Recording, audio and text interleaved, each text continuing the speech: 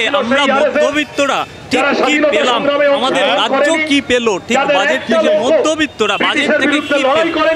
বাজেটটা তো দেশের বাজেট হয়নি, এনডিএর ক্র্যাচ সহ যাতে নড়বড়ে না হয় টিকিয়ে রাখার জন্য বাজেট।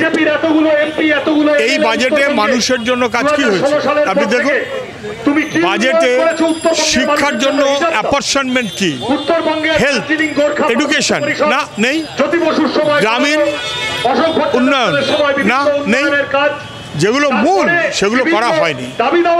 এবার ইনকাম ট্যাক্স যে বলা হচ্ছে তাতেও মধ্যবিত্ত মানুষের খুব লাভ হয়নি।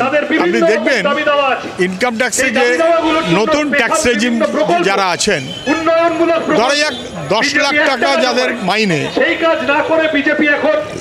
তারা কম বেশি 10,000 টাকা রিবেট পাচ্ছে। 10 লাখ টাকা যার ইনকাম, তার এক্সপেন্ডিচার 10 লাখের কাছাকাছি। তার 5% যদি মূল্য বৃদ্ধির রেট হয়, মূল্য মান যদি এইভাবে বাড়ে, তাহলে 10 লাখ টাকাতে 5% মানে কি? 10 লাখ টাকাতে 5% মানে কি? 50,000 টাকা। তাহলে আমি নিয়ে নিলাম 20, 25, 30, 50, 10,000 রিবেট দিচ্ছি, ওটা কোনো রিবেট, বরং এগুলোকে রিস্ট্রাকচার করা উচিত এবং ইনডাইরেক্ট ট্যাক্সেশনের মধ্য দিয়ে মানুষকে ক্ষতিগ্রস্ত করা হচ্ছে। জিএসটি 28%।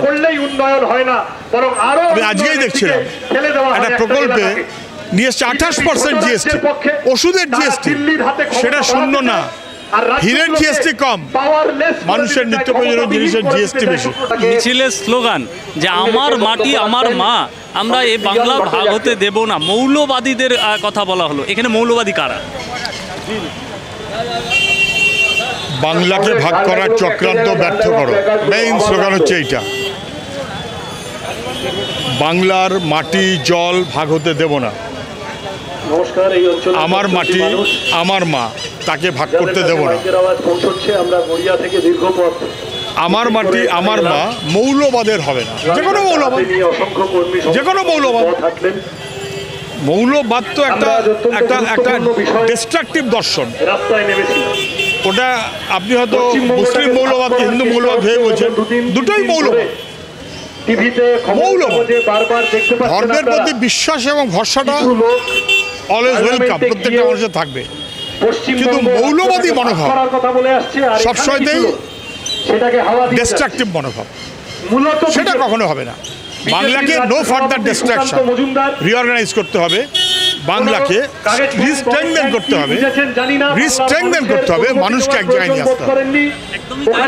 একদম স্পেসিফিক শেষ প্রশ্ন, যে উত্তরবঙ্গকে উত্তর পূর্বের যে অন্তর্ভুক্ত করা হচ্ছে হলে, তাহলে সুকান্ত মজুমদার বলছেন যে ডেভেলপমেন্ট হবে এবং ইনভেস্টমেন্ট বাড়বে। উনি না জেনে বলছেন উত্তর পূর্ব ভারত কিংবা হিমাচল এরকম পাহাড়ের লাগোয়া একটু বিচ্ছিন্ন এলাকা, একটু আন্ডার ডেভেলপড এলাকা, সেগুলো government of India planning commission থেকেই প্রস্তাব নেয় যে তাদের জন্য কতগুলো এক্সেমশন দেওয়া হবে। সেই এক্সেমশনটা কোনো রাজ্যের কোনো অংশে এক্সটেন্ড করা যায়। আমাদের রাজ্য সরকারের দাবি ছিল বামফ্রন্টের আমলে উত্তরবঙ্গেও সেই ফেসিলিটিসগুলো এক্সটেন্ড করে, দিল্লি করেনি, না করেছে বিজেপির গভর্নমেন্ট যখন বিজেপির সরকারে মমতা ব্যানার্জি মন্ত্রী, না করেছে কংগ্রেসের গভর্নমেন্ট যখন কেন্দ্রের সরকারে মমতা ব্যানার্জি মন্ত্রী। ফলে কংগ্রেস হোক বিজেপি হোক, কেন্দ্রীয় সরকার, ওই কারণে আমি দল বলছি না, কেন্দ্রীয় সরকার এটাকে অ্যাকসেপ্ট করে। এটা অ্যাকসেপ্ট করলে ভালো হতো।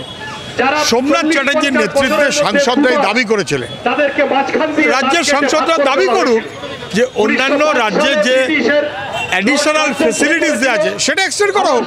তার জন্য তো রাজ্য ভাগ করতে হয় না, তার জন্য রাজ্য ভাগ করার দরকার হয় না।